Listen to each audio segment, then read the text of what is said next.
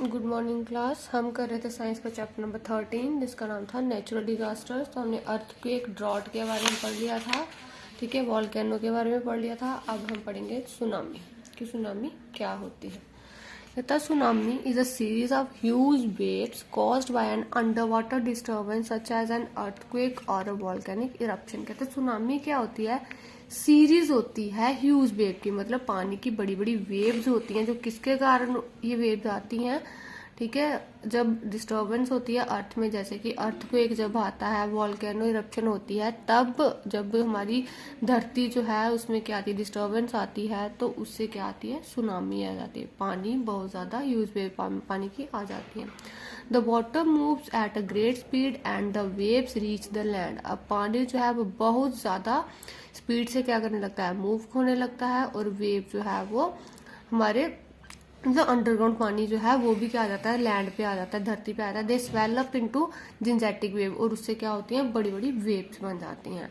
Effects of tsunami. अब tsunami के effect क्या है, कहता है huge loss of life and property, लोगों की जान चली जाती है, लोगों की प्रॉपर्टी खराब हो जाती है। Huge wave wash way everything in their path, और जो बड़ी बड़ी वेव्स होती हैं पानी की, उसके रास्ते में जो भी आता है उन सबको बहा ले जाती है। Acres of land get flooded with water, acres of land. अब कहता है एकर्स ऑफ लैंड मतलब बहुत ज्यादा जमीन जो है उसमें पानी भर जाता है, ठीक है। Preservative measures. अब हमें करना क्या चाहिए, कहता है evacuate places near the see if prior warning is given. कहता है अगर वार्निंग मिले तो हम जो आसपास सी के आसपास के जगहें हैं उनको इवैक्यूएट करना चाहिए, ठीक है।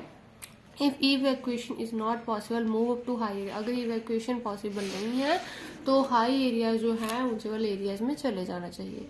देन आता है जापान अर्थक्वेक 2011। अब ये जापान में जो अर्थक्वेक आया था 2011 में, उसके बारे में बात की जा रही है। कहता है one of the most deadliest earthquake in recent time that major 8.2 on the Richter scale shatter Japan in March 2011। कहता जो सबसे डेडलीस्ट मतलब सबसे खतरनाक अर्थक्वेक आया था रिसेंट टाइम में, वो कितना मेजर किया गया था, 8.2। अब मैंने बताया था रिक्टर स्केल जो है उससे हम अर्थक्वेक का मेजर करते हैं, तो रिक्टर स्केल के अकॉर्डिंग अर्थक्वेक जो कितना था, 8.2, ठीक है, जो जापान में आया था 2011 मार्च में।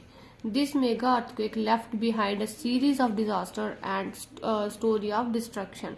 कहते हैं ये जो अर्थक्वेक आया था, ठीक है, इसमें बहुत ज्यादा डिजास्टर हुए थे, बहुत ज्यादा मतलब क्या बोले हम कि बहुत ज्यादा मतलब तहस नहस हो गया था सब। Over 10,000 people loss their life, 10,000 के करीब लोगों ने अपनी जानें गंवा दी थी। प्रॉपर्टी, मिलियंस ऑफ प्रॉपर्टी क्या हो गई थी, डैमेज हो गई थी। Japan was plagued by close to 300 after shock since 11 March 2011। This resulted in major destruction along the Pacific coast line of Japan.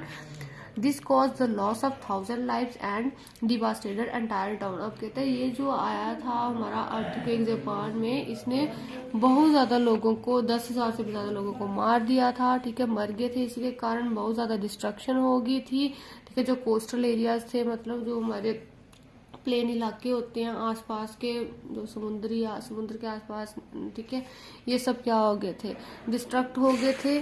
अब इससे थाउजेंड्स ऑफ पीपल की क्या चली गई थी, जान चली गई थी। एंटायर टाउन, पूरे टाउन भी क्या हो गए थे, खत्म हो गए थे। A massive fire was caused by the quake in Cosmo oil company, और एक मतलब मैसिव फायर मतलब बहुत ज्यादा आग लग गई थी कॉस्मो ऑयल कंपनी में, which was extinguished after 10 year, ठीक है।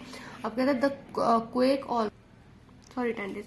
The quake also affected the working of 11 nuclear reactors which were automatically shut down following the earthquake. कहता है जो ये अर्थक्वेक आया था इसने 11 न्यूक्लियर रिएक्टर्स को भी क्या किया था, अफेक्ट किया था, जो ऑटोमेटिकली शट डाउन बंद हो गए थे अर्थक्वेक के दौरान। Over 2 lakh people were evacuated from there, और 2 लाख लोगों को इवैक्यूएट किया गया था।